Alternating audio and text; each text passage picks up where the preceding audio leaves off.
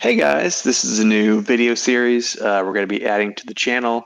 MrFishopolis and I have a standing casual game where we kind of play all sorts of different scenarios, different draft pools. We'll just try things to try and break the game and see what happens. And we're going to be adding a new element to what we do, which is these little conversations where we're just going to talk about different elements of strategy, uh, my approach, her approach, where we differ, what we think works best, and why. There's definitely going to be some things we get wrong and some things we disagree on, but it's just to help us think about the game more and more deeply and better, and hopefully do the same for you. So I thought to kick this off, we would just talk about the game, why we like it, and what got us into it. So, Mr. Fishopoulos, hello, welcome. How did you get into this game? Ooh, wow. What a mystery. How did I? I don't know. I was walking along one Event. day and just out of a puddle, a frogletite emerged. And I was just like, okay, time to go. Like Alice in Wonderland. No. Of course, it was you. We have been writing partners for a long time. And at a certain point, you were just like, oh, can I introduce you to this game? And I don't think you have ever steered me wrong in I'm really thinking in any recommendation in any medium, books, movies, games, Nice. drinks, all of the Ooh, important things in this is high life. praise. So of course I was down. Um, and you are an incredibly excellent teacher. And I say this coming from a family of teachers, multi-generational. You're just very uh, patient and positive, and you were so into the lore that it definitely got me into the lore a lot. And I mean, I do have a background in tabletop games, and I grew up playing chess and all of this stuff. So it was not an intimidating rule set to get into, but once you're in it, you it is a system that sets up deep strategy, think like chess, which is the type of game that I like, as opposed to something like poker, which is a type of game that I don't like. And I know everybody's going to tell me, there's so much skill in poker, you're calculating the odds and like blah, blah, blah. I don't care. It feels just like pure chance to me. And I have a deep-seated disdain for it. But I know everybody else loved it, so whatever. How about you, Tom? How did you get into this? I got into this game in, I guess, a sort of weird way. I was introduced to it by our mutual friend Sean, who is Shades Smiley on the Discord. He he and I were both in Los Angeles at the time. We were playing games together all the time, at least weekly. And I was relocating from Los Angeles to Texas, and we were looking for something that we could play potentially long distance. And I think he had just read a positive review or two. This would have been, I think this game had just come off Kickstarter. This was very early pandemic, 2020. Not the And board game.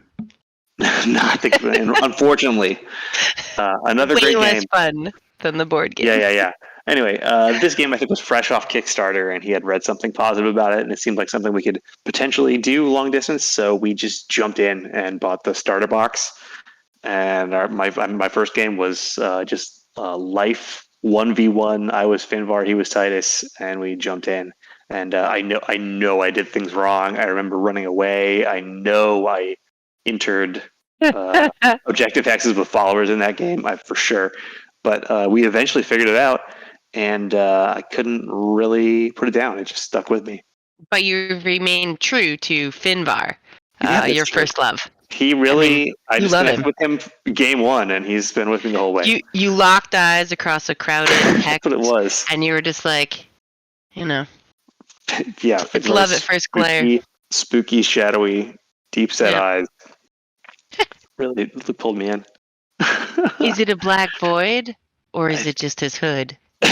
You'll never know. Finvar also definitely wears a lot of like eyeliner and stuff for I sure. do think he's kind of emo. Mm-hmm. For sure. For sure. For sure. So Wow. So what is you it? just wait. So you and Sean just bought this game and Gold. face rolled through without Yeah. any. Did you like go look at any blogs or anything No. like this? Like, did No. you watch any tutorials? Nope. Were you even on the Discord? I mean, I No, don't not know. at all. I didn't know the Discord existed. We busted open the box, read the rule book once, and started rolling dice. How long did that game take? Oh, a long time. I have to imagine, right? Like you have to be Yeah. like, what? Oh yeah. What do we do? Wait a Everybody's minute. shoving up their psychological glasses. Excuse Absolutely. me, I Wait have a to. second. Is that what you can do? I don't think you can walk on that space with that shadow signal. You can't. Um, but yeah, I just jumped in, and that's one thing I really like about this game. I think this game, uh, I think it's very catchy. So I think that people, when they play this game for the first time, I believe about halfway, about the clash phase of turn 2, you start going, oh, that's the flow of the game, and here are all the decisions I can make, and you start thinking about what all the potential decisions Mm, are, and not just what am I doing. And I believe that's the point where you kind of make or break if you're going to be a fan of the game, and you start going, wait a minute, if I had this ability, I could. Oh wait, if I give myself a speed boon, I can maybe get to that flag. I think you start having those thoughts. I think that's kind of mm. the one of the puzzle solving elements that really draws me in, and I think draws in a lot of players. Okay, so I have a question. Have you? Because Yes. I know you're a proselytizing Godtear. I mean, I'm one of the Sure. accolades here. Uh, Yes. have you ever taught this to someone, or and I know you do game night demos and all of Sure. this other stuff. Do you ever watch somebody and go, "Oh, this game is not for them," or like they have missed the boat on this thing and they're bored or they're Um, overwhelmed or anything like that? Have you ever had that only experience? I've introduced this game to as many people as will let me, but I haven't had anybody have that experience. There's like one or two people that I've pulled in, have talked into it because they know it's a big hobby of mine. That they're just not big gamers anyway. Mm-hmm. So I know that they're not going to reach for this as a pastime because they just don't reach for games, you know. Mm. And they've kind of enjoyed it and seen what was interesting about it. But they play the one game and go, oh, that's really interesting. Cool, thanks. And then they're just not going to pick up a game because they don't pick Mm-hmm. up games. Mm-hmm. Okay. But anybody I've ever introduced this game to who does play games has not stopped. I think that's great about it. Yeah. It's definitely one of those very sticky games because you Yes. find yourself thinking about particular decisions well after you've finished the game. Yeah, it sticks with you. You Yeah. keep thinking about that decision or that dice roll. Yeah. Um, okay, so what's one of your favorite things about the game? What do you enjoy about it? Uh, I think it is a game that I was going to say it approximates real life very well in terms of real life. You do get rewarded for putting in the effort, developing strategies, doing the work, figuring out the synergies. And then also in real life, you'll have a Froglodyte kill Kalen. And how does that happen? I don't even know. But that was just something like this. In real Sudden little life, changes in yeah, fortune. just a tiny change. You have like one follower KO a huge person, and you're like, oh wow, that changes the whole thing. Whether it's for you or against you. Yes. I think in real life, it's. I think what I like is you build your strategies, and it's not just a straight strategy game of my strategy versus your strategy. It also has uh the randomness terrain of real life. Yeah. Like, oh, I'm pitching this movie to the head of Warner Brothers, but he's going through a divorce, and so he's going to say no to everything that I pitch. It doesn't matter, those Yeah. things where you can be as prepared as you can be, or his son just spent $1 million on roadblocks. Nobody knows how that's possible, and so he's going to say no. Or, conversely, he just got engaged and he's just feeling this. So I think it's a great. I really like it because it asks me to think in a way that I both have agency and surprise. So That's really well put. I can't learn your decision patterns because I can learn sort of your play style, but I can't learn your decision patterns because I don't know the dice roll. So I really enjoy that about this. What about you? Really well put. Yeah. Thanks. I've kind of thought of this game, or I've described it to some people as it's a little bit poker and a little bit chess, where you're making decisions within a known set of rules that then influence your opponent's response within certain parameters. That's the chess-like element. And then there's the sort of poker element where you're calculating odds versus your opponent's odds, and you're trying to maximize the chance of you winning.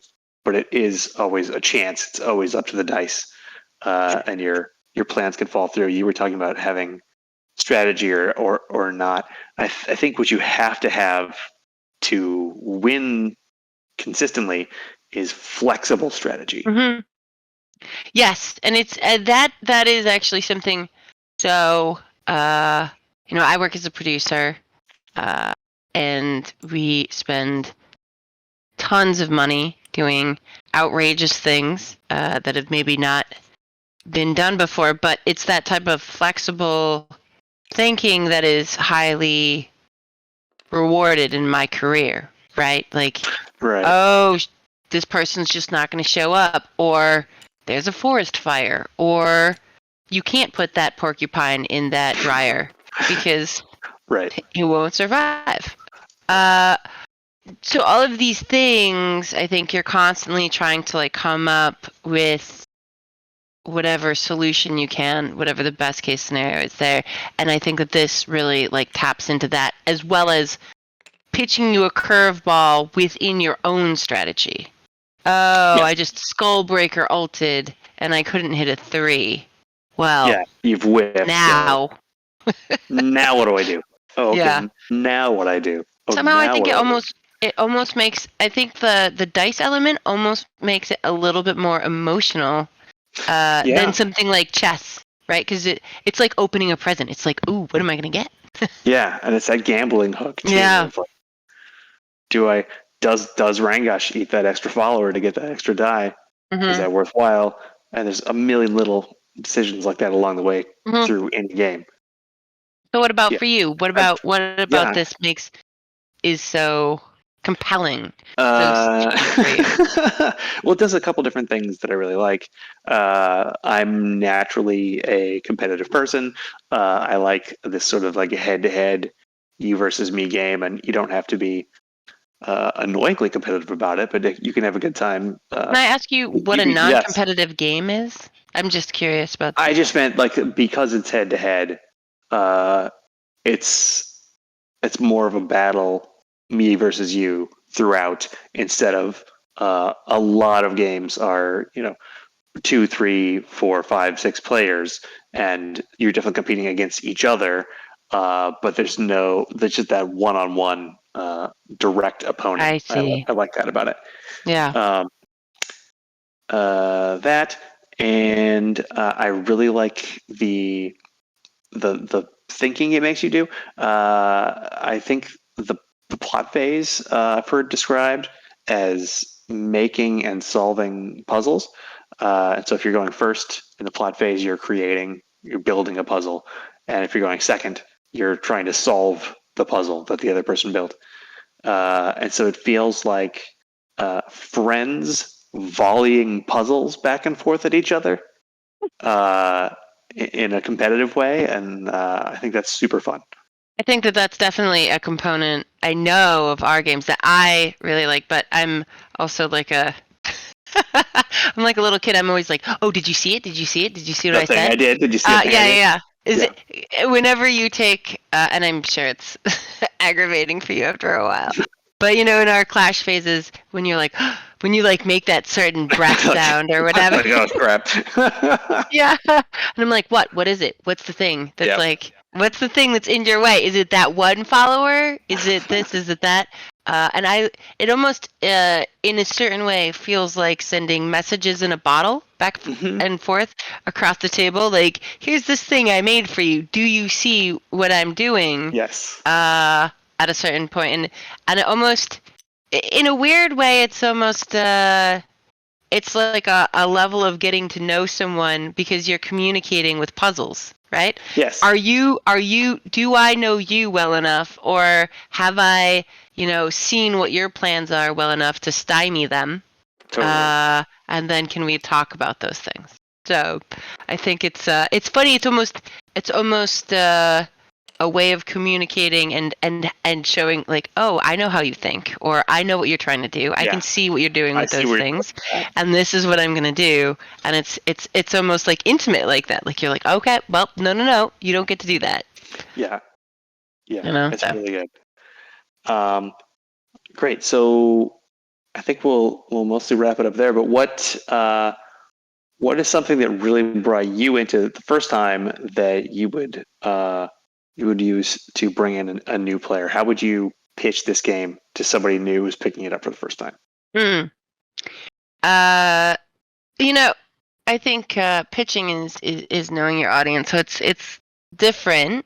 If I have my own group of tabletop players here. I play, D&D, Magic, all of these other things. So for people that are used to the long form attention of a game or something like this, I think you can sell them with some comps that we'd been talking about a little bit before, like on Made or things like this, where I think this has a bit of a deeper gaming system. Totally. But I think it's easy to sell because you're like, listen, you're the head of this army with these crazy orcs and centaurs and goblins, and you get to really wage this war.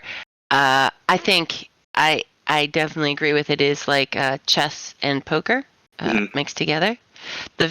Also, though, it has, a lot of people in that space too are really drawn in by the minis and the art.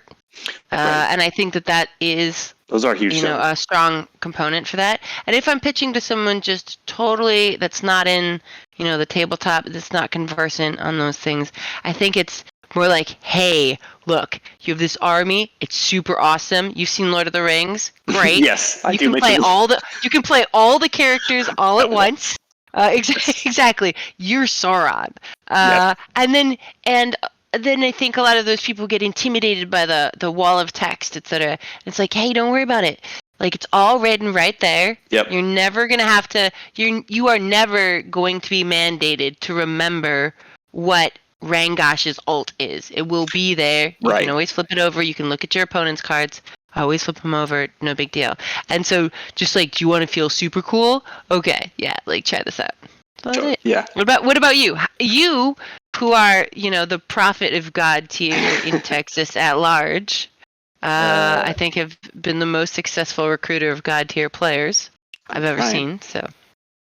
Yeah, I love. For me, I play a lot of games, and what struck me and about this one really quickly was that it's a very, very elegant, very finely tuned rule system. Like, it's just exactly as complex as it needs to be. It's got a very clear, rigid set of rules, but every different instance kind of breaks one rule in an interesting way, in an understandable way. So I like that they paired this very, very elegant rule system with this kind of like slightly comedic, bombastic tone. Like the flavor text on the skills, which you can't even really call it flavor text. It's more of like a flavor adjective in a rules text. It's a flavor title. A flavor title is really what it is. But Yeah. just the flavor titles, just those little snippets they get are just enough to really color it in a really fun way. And it's not just a like black and white smart rule set. It's a smart rule set that's also having fun with itself, which helps you have fun with it. Yeah, I think that that's actually a tone that sort of nerd culture is very acclimatized to. I think you have that absolutely in D&D because you have these heroes being played by children, and then you're like, yeah, but then the paladin kills the dragon, then he farts on it. You know, you're like, okay. Or in Magic the Gathering, they have tons of hilarious, nerd text and stuff like that, and I think that's part of that is the pattern of thinking. I think that the games that require you to walk so far down the decision tree and try to project so much, I think are also games that are actually tied to humor, because I think humor is about thinking so far down those lines and then saying, hey, what would be unexpected? What would be juxtaposed? So I think I also love that tone, but I think it's very endemic of like deep nerd culture games. That's a good point. Yeah, they didn't invent it, but they applied it really well here. Yep, I agree. Yeah, it feels the tone feels very as a dyed-in-the-wool nerd. The tone feels very familiar for me, which is an interesting thought you brought up there, Tom. Yeah, thank you. So I think that's where we'll stop for now. But Godtear is a great game, and you should play it. And we play it a lot. So we're going to start recording ourselves talking about different, more bite-sized elements of strategy. We'll talk about deployment, scenarios, I don't know, favorite champions, whatever we feel like when we do this next time. Or whatever's requested. Or whatever's requested. Yes. Why don't you request something? Put a comment in the comments. We'll talk about what you want us to talk about. Tom, you're so seamless as a social media host. I'm the best at YouTube. All right. Thanks, everybody. Hope you enjoyed. Bye.